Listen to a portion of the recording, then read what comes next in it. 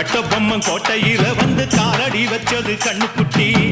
கெட்ட வழி போனதில்லை இது அப்பன மீறாத சிங்கக்குட்டி. எப்பவும் அம்புள்ள சுத்தந்தா இது மொத்தமும் அப்பனின் ரத்தந்தா.